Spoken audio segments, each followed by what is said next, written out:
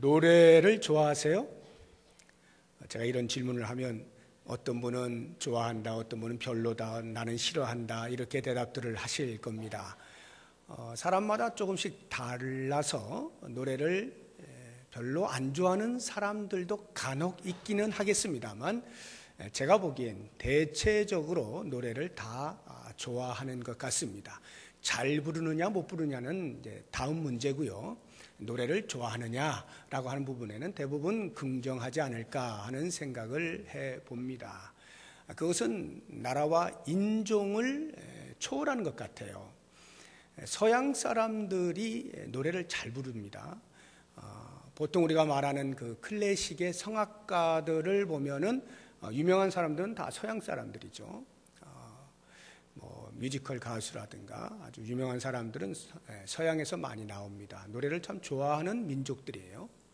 그렇다고 해서 우리 민족이 노래를 별로 안 좋아하고 실력이 별로 없느냐? 그렇지도 않습니다. 역시 우리도 가는 곳마다 노래를 부르죠. 심지어는 일하면서도 노래를 부르지 않습니까? 또는 슬플 때에도 부르죠. 이 노래라고 하는 것은 슬플 때나 기쁠 때나 언제나 부르는 것 같아요. 제가 남아공에 있었잖아요. 거기에 그 흑인들을 보면요, 노래는 타고난 것 같아요. 우리는 기껏해야 4부로 부르지 않습니까? 거기는 몇 분지를 알 수가 없어요. 자기 마음대로 부르는데 그게 전부 화음이 돼서 들려와요. 기가 막힙니다. 악보도 없어요. 타고난 음악에 대한 어떤 소질들이 흑인들에게 있지 않나 하는 생각을 해봅니다. 그런 걸 보면 인종을 떠나서 모든 사람들이 노래를 다 좋아하는 것 같아요. 노래가 흥을 돋구는 데 필요한 것은 말할 것도 없겠지만 슬플 때에도 노래는 필요해요. 그래서 장성곡이라고 하는 것도 있는 이유가 그 노래를 통해서 슬픔을 경감시켜주는 그리고 위로해주는 그런 역할들을 하곤 하는 것이죠. 그렇게 볼 때에 이 노래라고 하는 것은 우리 인생에 있어서 떼어놓을 수 없는 불가분리의 밀접한 관계를 가지고 있다라는 생각이 듭니다. 그런데요, 이것을 기독교인이 표현할 때 하나님을 향하여 부르는 노래를 찬송 또는 찬양 이렇게 명명합니다. 그래서 우리가 찬양대, 찬송을 부르는 대원들이다 이런 말이죠. 하나님을 향하여 노래하는 것 찬송, 찬양인데요. 원래 하나님께서 인생을 만드실 때 그 목적 자체가 하나님을 찬송하도록 만드셨어요. 이사야서 43장 21절에 보면 이 백성은 내가 나를 위하여 지었나니 나를 찬송하게 하려 함이니라 이렇게 말씀하심으로써 인생의 목적이 하나님을 찬송하도록 되어 있는 것입니다. 그러니까 왜 모든 인류가 노래를 그렇게 좋아하느냐라고 할 때 하나님이 태어날 때부터 심어주신 선물이다라고 하는 것을 알게 되는 것입니다. 그렇다고 한다면 이제 우리가 인생으로서 하나님께 심어주신 하나님을 향하여 노래하도록 해놓은 이 찬송의 주체라고 하는 것을 알게 되는데요. 오늘 오후 예배가 전교인 찬양 예배입니다. 여러분 주보를 보시면 보셨겠습니다만 전교인 찬양 예배 이게 뭘 의미하는 거냐 하면요. 이때만큼은 적어도 다 나와서 찬양으로 예배하자 이런 말이에요. 다 나오자. 그러니까 여러분 다 나오셔야 돼요. 오늘 오후는 설령 그동안에는 내가 오후는 그냥 좀 쉬고 오후는 딴 것도 하고 혹시 그러하셨더라도 오늘만큼은 다 나오시는 겁니다. 그리고 찬양을 하는 것입니다. 찬양을 하나님께 노래하는 거예요. 어떻게 하느냐라고 하는 것을 이제 제가 말씀을 통해서 들려드릴 텐데 너무도 공교롭게 더 정확히 표현하면 하나님의 섭리를 따라서 오늘 우리 할렐루야 찬양대가 찬양한 그 가사가 시편 145편입니다. 아시나요? 네. 이거 제가 짜고 한 거 아니에요. 시편 145편 제가 깜짝 놀랐어요. 아침에 제목도 왕이신 하나님 아닙니까? 제가 그 어느 때보다도 은혜를 많이 받았는데, 이렇게 전교인 찬양 예배를 작년에 제가 1년에 3차례 실시를 했습니다. 분기별로 한 번씩. 12월은 다른 행사들로 인해 바빠서 못하고 분기에 한 번씩 3번을 했는데요.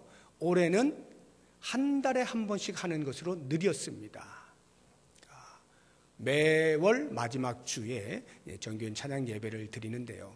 그게 무엇을 의미하는지 오늘 말씀을 통해서 같이 한번 생각을 해보려고 합니다. 우리가 하나님을 노래한 자 중에서 우리의 모범으로 삼을 수 있을 만한 사람을 꼽아보라 하면 아마도 1순위가 다윗이 아닐까 하는 생각을 해봅니다. 이 다윗은 시편에 보면 찬송시를 많이 지었습니다. 하나님을 노래하는 데 있어서는 둘째가라면 서러워할 사람이 이 다윗인데요.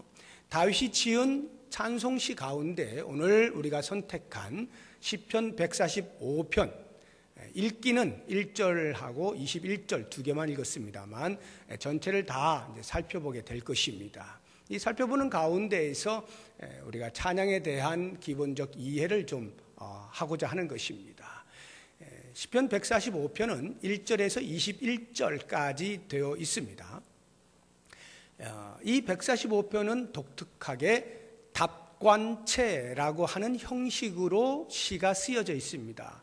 답관체가 뭐냐면요, 알파벳의 순서를 따라서 한 소절씩 시를 적은 것을 가리켜 답관체라 합니다. 우리나라의 자음이 기역, 니은, 디귿, 리을 해서 히읗까지 있지 않습니까?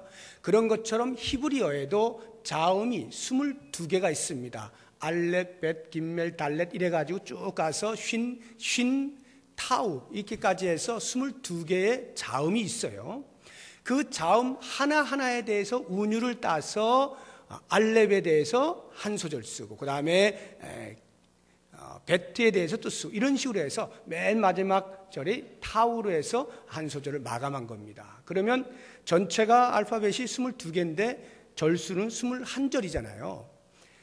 14번째 자음이 히브리어에 눈이라고 하는 게 있습니다. 눈이라고 하는 이 자음이 어찌된 영문인지는 모르겠습니다만 누락이 됐어요.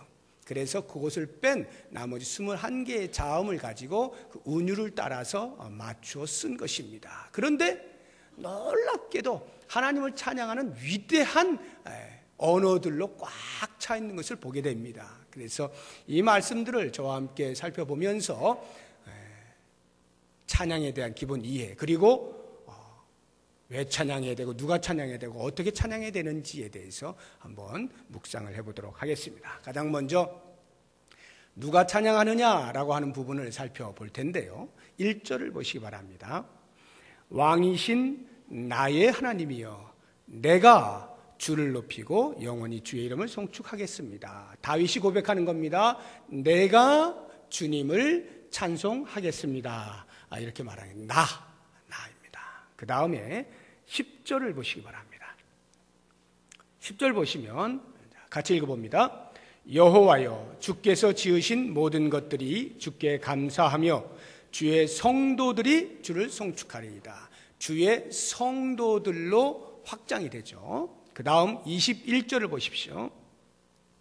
21절 뒷부분에 보면 모든 육체가 그의 거룩하신 이름을 영원히 송축할지로다. 모든 육체, 호흡이 있는 자, 생명이 있는 자, 이성을 가진 우리 인간들을 말하는 겁니다.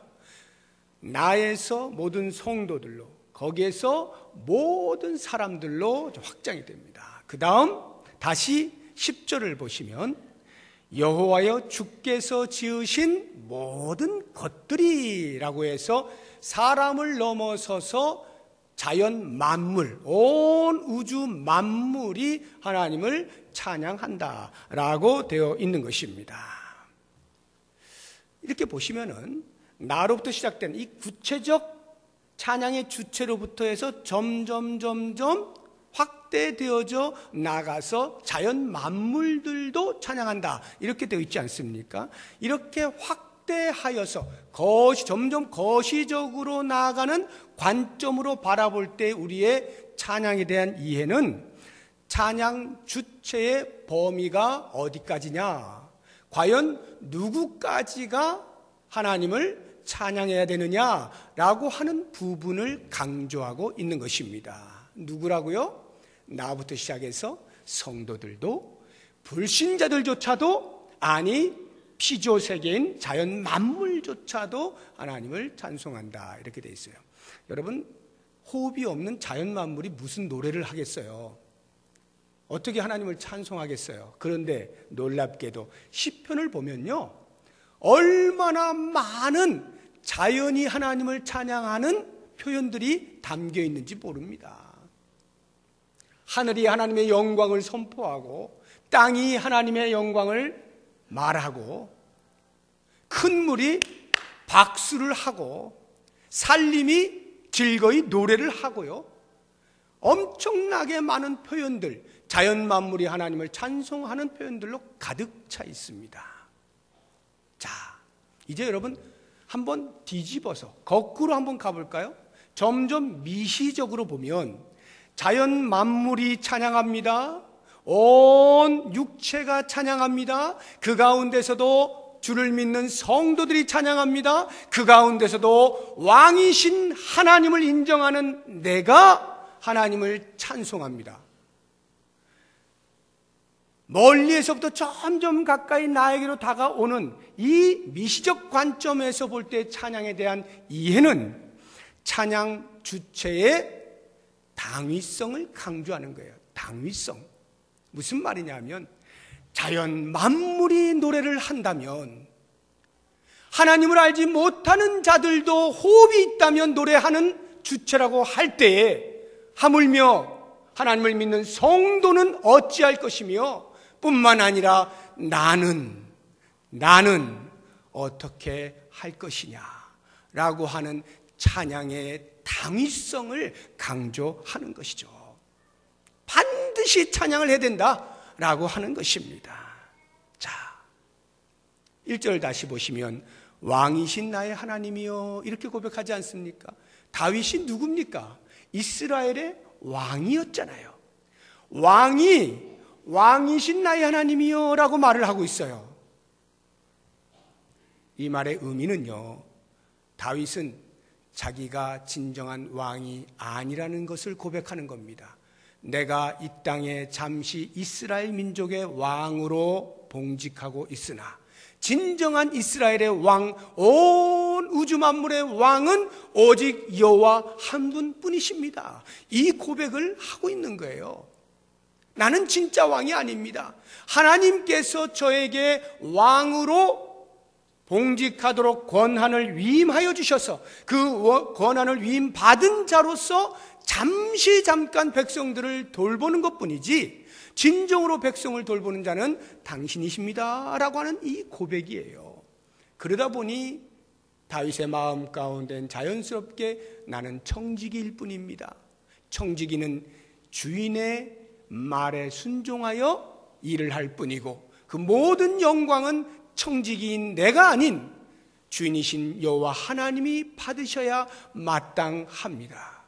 이 고백이에요.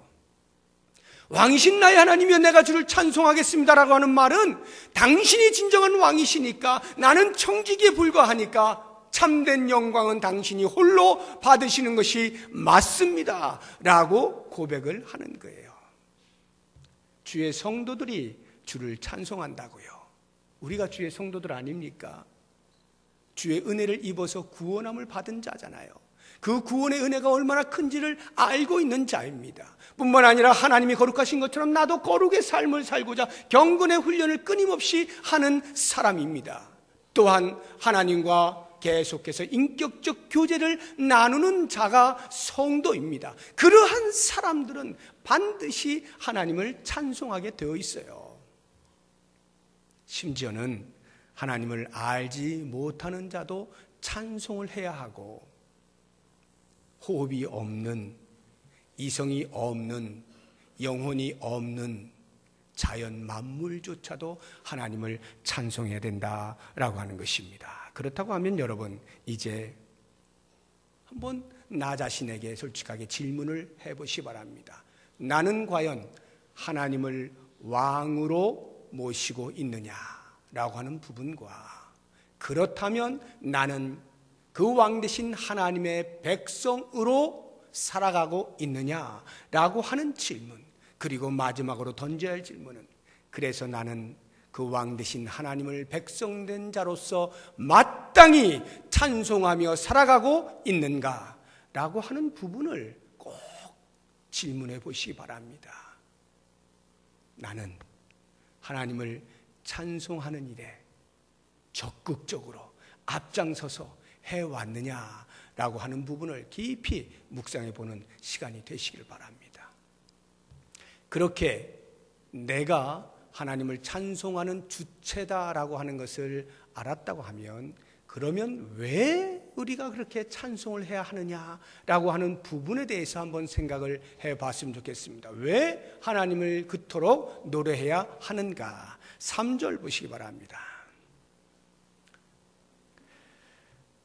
3절 보시면, 여호와는 위대하시니 크게 찬양할 것이라. 그의 위대하심을 측량하지 못하리로다.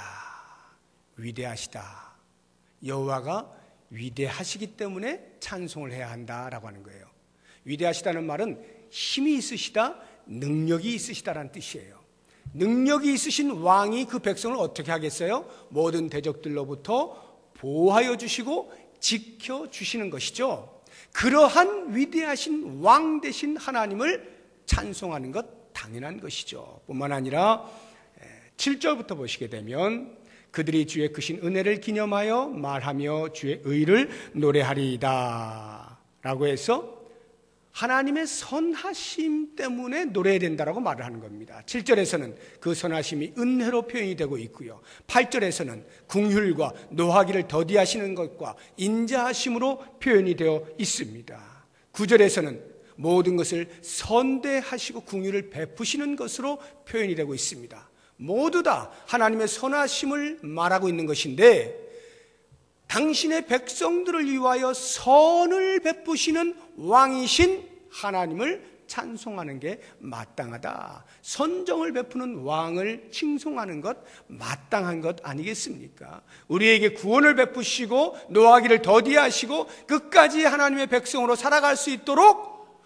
돌보아 주시는 그 하나님을 노래하는 것 당연하다라고 하는 것이죠. 뿐만 아니라 11절부터 13절 사이에 나오는 말씀들을 보면, 주의 영광과 주의 업적과 주의 통치, 이와 같은 용어들이 나오고 있는데, 하나님의 다스리심, 하나님께서 우리를 위하여 행하신 업적들을 생각할 때에 우리는 당연히 노래해야 된다라고 하는 것인데요, 14절부터 보면 그 구체적인 내용들이 우리에게 소개가 되고 있습니다. 14절 보십시오. 여호와께서는 모든 넘어지는 자들을 붙드시며 비굴한 자들을 일으키신다고 되어 있는데요, 여기 비굴한 자는 우리 한국말로는 별로 좋은 뉘앙스가 아니죠. 비굴하게 굴다니, 이런 때 쓰는 말인데, 여기서 그런 뜻은 아니에요. 번역상 약간의 문제가 있는데, 환경으로부터 또는 어떤 권력을 가진 사람으로부터 짓눌린 자를 가리켜서 비굴한 자라 이렇게 표현을 한 것입니다. 억눌린 자, 짓눌린 자, 한마디로 약한 자를 말하는 거예요. 하나님께서는 약한 자를 돌보신다, 이런 말이에요. 약한 자에게 힘을 더하여서 일으켜 세워주신다, 그러한 업적과 통치를 하시는 분이시다라는 것이고요. 16절을 보십시오. 15절, 모든 사람의 눈이 주를 앙망하오니 주는 때를 따라 그들에게 먹을 것을 주시며 손을 펴사 모든 생물의 소원을 만족하게 하시나이다. 때를 따라 먹을 것을 주신다, 즉 일용할 양식을 제공하시는 분이시다라는 말입니다. 하나님이 우리를 다스리실 때 일용할 양식을 착취하는 악한 왕이 아니라 언제나 일용할 것이 있게 만들어주시는 선한 왕이시다라고 하는 말이죠. 뿐만 아니라 17절 보시면, 여호와께서는 그 모든 행위에 의로우시며 그 모든 일에 은혜로우시도다. 하나님께서 하시는 모든 일은 공의를 기반으로 하여서 그 위에 은혜를 덧입힙니다. 그래서 그 백성들을 공의로 치리하실 뿐만 아니라 은혜로 감싸주시는 그러한 통치자이시다라고 하는 것입니다. 18절 보세요. 여호와께서는 자기에게 간구하는 모든 자, 곧 진실하게 간구하는 모든 자에게 가까이 하시는 분입니다. 우리의 기도를, 우리의 간구를 외면하지 아니하시고 들어 응답하시는 좋으신 하나님이시다라고 하는 것이고요. 20절 보시면 여호와께서 자기를 사랑하는 자들은 다 보호하시고 악인들은 다 멸하시리로다. 이렇게 좋으신 하나님이에요. 당신의 백성들을 보호하셔서 어떤 대적들로부터도 해함을 받지 않도록 만드시고 그 대적들의 결국은 심판을 받도록 하시는 보응을 하신다. 이러한 하나님의 업적, 우리를 다스리시는 통치의 내용들을 통해서 우리는 반드시 하나님을 찬송해야 된다라고 하는 것이죠. 여러분, 북한에 그 김일성 일가가 있지 않습니까? 그 김일성 일가를 찬송하는 거 혹시 들어보셨나요? 위대하신 수령 동지 뭐 이래가면서 이 노래하는 거 있잖아요. 그냥 지금도 그 20대의 그 어린 그러나 한 나라의 통치자인 김정은이라고 하는 그 사람도 역시 그 칭송의 대상으로 온 북한 주민들이 그 칭송하지 않습니까? 왜 칭송하나요? 세뇌 교육을 받은 거죠. 그 김일성 일가가 우리 국민들을 먹여 살린다? 라고 하는 생각을 심어준 겁니다. 그러니까 위대한 사람에 대하여 칭송하는 것 당연한 거예요. 여러분, 이렇게 엉뚱한 세뇌 교육을 받고 잘못된 대상을 향해서도 칭송을 한다라고 한다면 하물며 실제로 우리 모든 인생에 슬픔과 아픔을 아시고 치료하시고 위로하시고 격려하시고 보호하시고 돌보시고 지키시고 인도하시는 선하신 하나님, 우리를 위하여 힘을 발휘하시는 위대하신 하나님, 당신의 백성들을 선으로 통치하시는 그 하나님을 노래하는 것이 마땅하지 않느냐라고 하는 것이죠.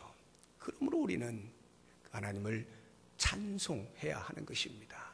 왜 찬송하는가? 두 번째를 보시면 12절을 보십시오. 주의 업적과 주의 나라의 위엄 있는 영광을 인생들에게 알게 하리이다. 이것은 왜 찬송하느냐라고 하는 이유도 되지만 목적도 됩니다. 이러이러한 것을 위하여 우리가 찬송한다는 목적도 되고요. 또는 이렇게 찬송하기 때문에 이러한 결과를 낳았다라는 결과로 볼 수도 있습니다. 무슨 말입니까? 주의 업적과 주의 나라의 위엄 있는 영광을 인생들에게 알게 합니다. 우리가 찬송을 통해서 하나님의 위대하심, 하나님의 선하심을 노래하지 않습니까? 그 노래하는 것을 사람들이 듣는단 말이에요. 그러면서 하나님이 어떤 분인가를 알게 만들어준다는 거죠. 그래서 그 가운데서는 그 좋으신 하나님, 그 위대하신 하나님을 노래를 통하여 찬송소리를 듣고 깨닫고 주님 앞으로 나올 수 있는 기회가 열릴 수 있다는 거죠. 우리가 복음을 전하는 전도자로서의 사명을 가지고 살지 않습니까? 그 전도하는 행위 가운데 유력한 도구 중에 하나가 바로 이 찬송이에요. 하나님을 찬송하는 겁니다. 우리의 찬송에는 전부 가사가 있어요. 그 가사를 묵상해 보면 하나님이 어떤 분이신가가 아주 잘 표현이 되어 있습니다.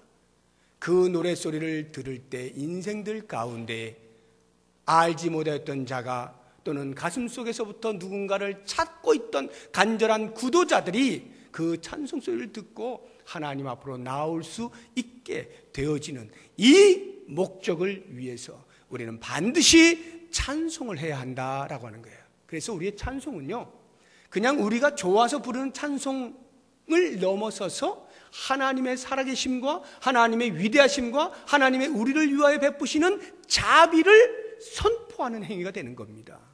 찬송은 선포예요. 이와 같은 이유로 인해서 우리는 반드시 하나님을 찬송해야 한다라고 하는 것이고요. 그렇다고 하면 이제 우리는 어떻게 찬송할 것인가, 어떻게 찬송할 것인가 라고 하는 것을 몇 가지 간단하게 살펴보면, 다시 1절을 보십시오.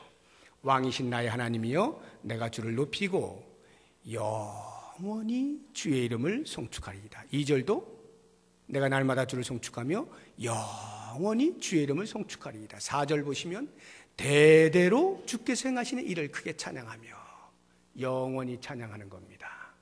영원히 찬양한다는 말은 찬양의 지속성을 가리키는 거예요. 기간, 언제까지? 우리의 호흡이 다할 때까지, 우리의 호흡이 다할 때까지 부르는 게 찬송이에요. 그런 면에서 저는 우리 교회가 올해 그레이스 찬양대를 발족한 것이 얼마나 감사한지 모릅니다. 보통은 목소리가 좋을 때, 젊을 때, 그때 하는 거지, 이런 생각을 하는지 몰라도요, 하나님은 그렇게 말씀하지 않으시고 우리가 숨을 거둘 때까지 호흡이 있는 자마다 여호와를 찬양하게 되어 있는데, 그 모습을 보여주는 것이 그레이스 찬양대예요. 제가 현재로서 찬양 대원들을 이렇게 살펴보니까 가장 고령자가 우리 신마리아 권사님 같아.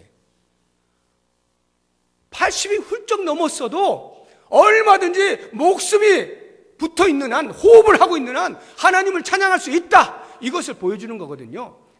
이게 찬양이에요. 어떻게 찬양하느냐? 영원히 찬양하는 겁니다. 호흡이 닿을 때까지. 두 번째, 2절 보십시오. 2절, 내가 날마다 주를 송축하며. 여기 날마다라고 하는 것과 영원히가 어떤 차이가 있느냐 하면, 영원히는 지속성을 말한다면 날마다라는 것은 반복성을 말하는 거예요. 빈도를 말하는 거예요. 얼마나 자주, 이런 말인데, 여러분 얼마나 자주 하나님을 찬송하십니까? 하루에 한 번 하십니까? 하루에 10번 정도 하십니까? 빈도수를 말하는 거예요. 빈도수. 하나님의 말씀을 묵상하다가도 노래할 수 있고, 하나님 앞에 깊이 기도하다가도 찬송이 터져 나올 수가 있고, 일을 하다가도 찬송을 부를 수 있고, 집에서 집안일을 하시는 분들 청소하면서도 찬송을 부를 수가 있고, 수시로 때를 가리지 아니하고 콧노래로 흥얼거릴 수도 있고요. 어떤 모습이든지 가능하면 자주 하나님이 어떠한 분이신 것을 인식하고 그 하나님을 노래할 수 있어야 하는 것입니다. 세 번째, 3절과 4절에 보면 이렇게 표현되어 있습니다. 여호와는 위대하시니 크게 찬양할 것이라. 4절에도 대대로 주께서 행하시는 일을 크게 찬양하며, 크게 찬양하는 겁니다. 크게 찬양하는 거예요. 여러분 목소리 좀 내서 크게 찬양하세요. 들리는지 안 들리는지 모를 정도로 입안에서 맴돌면 안 되는 겁니다. 크게 하세요. 그런데 여기 다윗이 말하는 이 크게라고 하는 것은 꼭 소리만 크게 내라는 뜻은 아니에요. 그런 의미보다 훨씬 깊은 의미가 있죠. 5절을 보시면요, 주의 존귀하고 영광스러운 위엄과 주의 기이한 일들을 나는 작은 소리로 읊조리리이다. 여기서는 또 작은 소리로 한대잖아요. 그러니까 이 크게라고 하는 말이 반드시 목청껏 이런 의미만 가진 것은 아니에요. 물론 그렇게 해야 됩니다. 목청껏 하는데 그보다 더 큰, 더 중요한 의미는 뭐냐 하면 확신성을 말하는 거예요. 크게라는 말은 확신을 가지고, 내가 적어도 하나님을 노래할 때 그 노래의 가사말이 있잖아요. 그 가사말에 확신을 가지고 부르는 것을 가리켜서 크게라는 것입니다. 주님의 높고 위대하심을 내 영혼이 찬양하네, 이렇게 할 때 정말로 주님이 높고 위대하신가? 내가 그것에 대하여 확신을 가지고 하고 있느냐, 이 말이에요. 만약 그런 확신이 없는 채 부른다면 목으로만 하는 거예요. 목소리만 가지고 그냥 부르고 마는 거예요. 허공을 치는 찬양이 되고 말죠. 확신이 있어야 돼요. 고난 내 영혼 편히 쉴 곳과, 찬양을 하면 내가 지금 비록 힘들고 어려운 상황 가운데 놓여 있다 할지라도 이 찬송을 부르는 가운데 여전히 하나님은 그 풍랑 가운데서도 나를 보호하시고 지켜주신다 라고 하는 확신을 가지고 부르는 거예요. 그럴 때 그 찬송이 하나님을 기쁘시게 하는 찬송이 되는 거죠. 주 날개 및 내가 편히 거하네. 나는 지금 인상 푹푹 쓰고 있어요. 모든 세상의 고민을 나 혼자 짊어지고 있는 것 같이 그렇게 하면서 주 날개 밑 내가 편안히 쉬네. 불러봐야 뭐가 편안합니까? 마음에 확신이 없이 부르는 것은 겉만 도는 거예요. 그러나 이 마음에서부터 확신을 가지고 불러보세요. 찬송이 되는 거예요. 그야말로 기가 막힌 찬송이 되는 거. 하나님이 들으시고 영과 영이 만나는 놀라운 찬송이 되는 겁니다. 여러분, 찬송을 부르실 때 확신을 가지고 부르세요.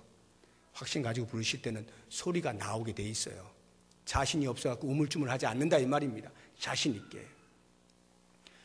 저는 목소리가 나빠가지고, 목소리 나쁜 것과 확신하고는 상관이 없어요. 설령 사람은 저 사람 왜 이렇게 소리도 안 좋은데 자꾸 소리를 내고 그래, 그냥 조용히나 있지, 이렇게 설령 사람은 그렇게 판단할 수 있을런지 몰라도 하나님은 그것이 아니죠. 하나님은 그 마음을 이미 받으시고 그 소리를 가장 아름답게 들으시는 거예요. 마지막으로 10절 보십시오. 여호와여, 주께서 지으신 모든 것들이 주께 감사하며, 이렇게 되어 있죠. 주께 감사하며. 우리의 태도를 말하는 것입니다. 진정성이죠. 진정성. 하나님께 감사하면서 찬송하는 거예요.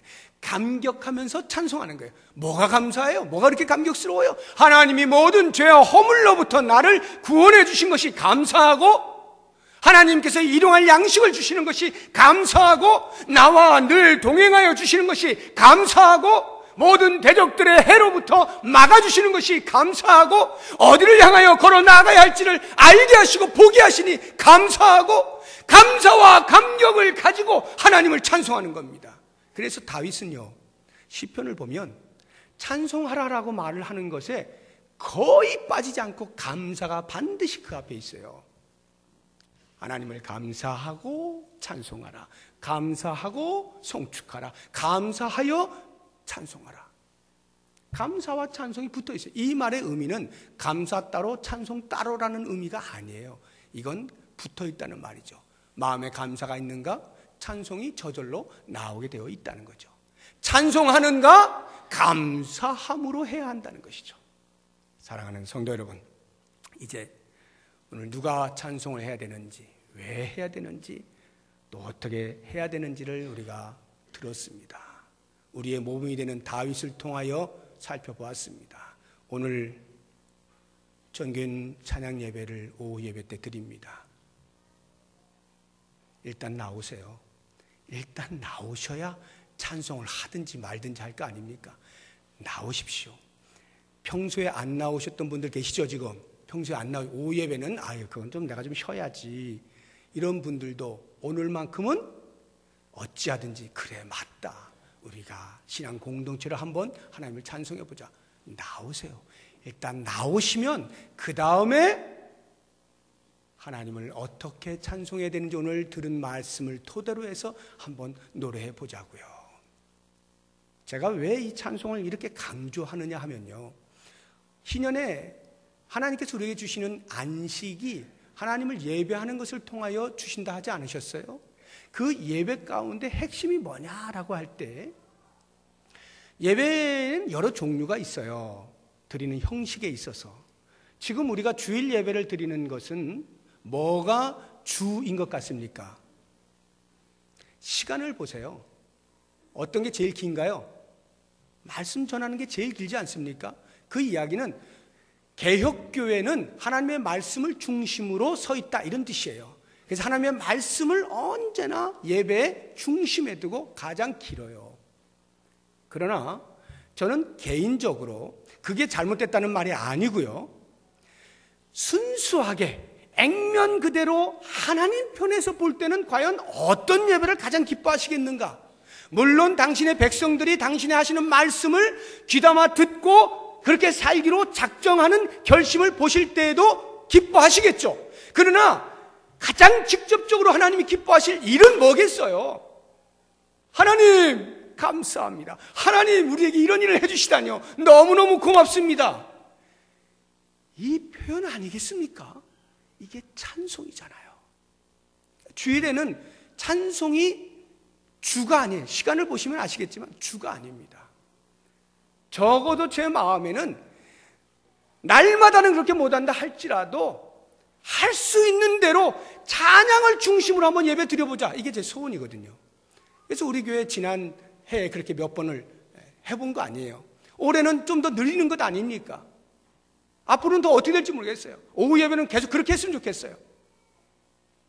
찬양을 중심으로 해서, 물론 다른 것도 있어요. 조금씩 있지만 찬양이 주가 되어서 하나님의 행하신 일들을 기리는 겁니다. 노래하는 겁니다. 그 업적과 우리를 다스리시는 통치의 선하심을 노래하는 겁니다.